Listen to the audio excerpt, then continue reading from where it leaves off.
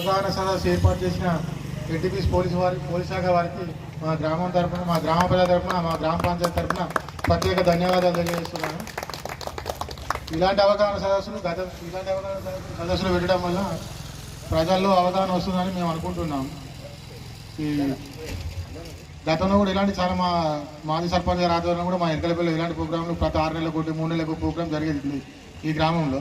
మా గ్రామంలో ఇలాంటి గొడవలు కానీ, ఇలాంటి గంజాయిలు కానీ, ఇలాంటి అసాంఘిక కార్యకలాపాలకైతే చోట్లేదు ఇప్పటి వరకు.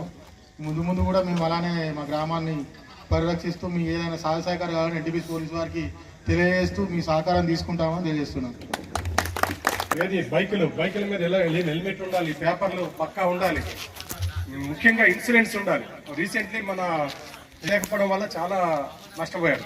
లేకుంటే ఒక్కొక్కరికి 1 కోటి రూపాయలు చొప్పున వచ్చేది. ఎందుకంటే మంచి ఫ్యూచర్ ఉంది కదా వాళ్ళకి, ఎక్కువ కాలం జీవించే అంతా లెక్క కట్టి కోర్టు ఇస్తుంది అనమాట. ఇన్సూరెన్స్ సంస్థ నుంచి ఇప్పించేది. అలా ఒకరికి కూడా వచ్చింది. అలా కూడా అలానే ఇప్పుడు సైబర్ నేరాలు జరుగుతున్నాయి. అంటే చదువుకున్నాను, ఇప్పుడు చదువుకోలేదు. ఆమె కూడా ఏది మన మ్యూచువల్ ఫండ్ లో పెడితే అమౌంట్ డబల్ అవుద్దంటే 2,58,00,000 పెట్టేసింది పాపం. ఒక్కసారిగా డౌన్ అయిపోయినాయి. రీసెంట్లీ మన దగ్గరకు ఒక బ్యాంక్ క్యాషియర్ కూడా తిరిగిండు. అతడు 4 లక్షలు పెట్టిండు. అతడు కూడా ఈ షేర్స్ లో పెట్టిండు.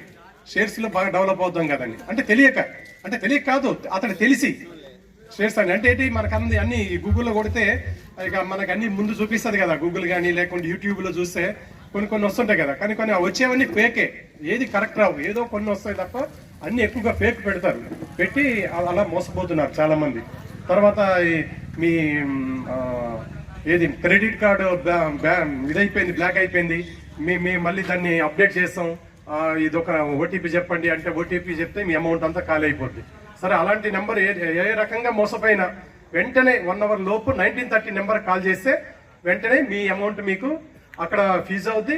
తర్వాత మన దగ్గరికి వస్తే కేసు అవుద్ది. మన ఆన్లైన్లో కేసు మనకు వస్తుంది, కేసు చేస్తాం.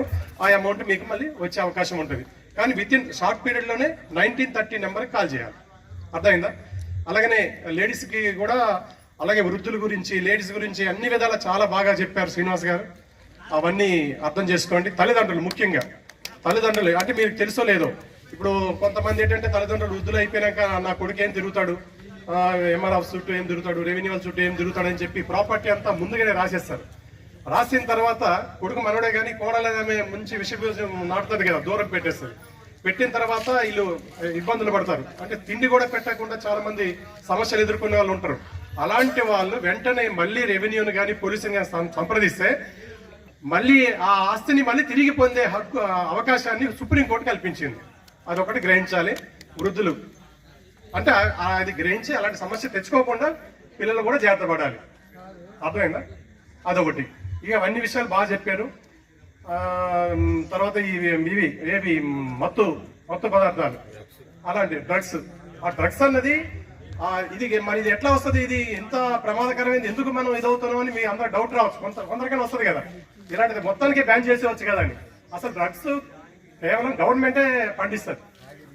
గవర్నమెంట్ అంటే central government and state government పండిస్తారు. దేనికోసం? మెడిసిన్ కోసం వాళ్ళు తయారు చేస్తారు. అది మిస్యూజ్ అవుతుంది. ఎట్లా? అక్కడ పంట చేసేటప్పుడు కార్మికులు ఉంటారు కదా, ఏదో రకంగా తీసుకొచ్చి అట్లా మిస్యూజ్ అవుతుంది. అది కేవలం మెడిసిన్ అనేది మందుల్లో యూజ్ చేస్తారు. దానికోసమే ఇవన్నీ ఏది గంజాయి కానీ రకరకాల తయారు చేస్తారు.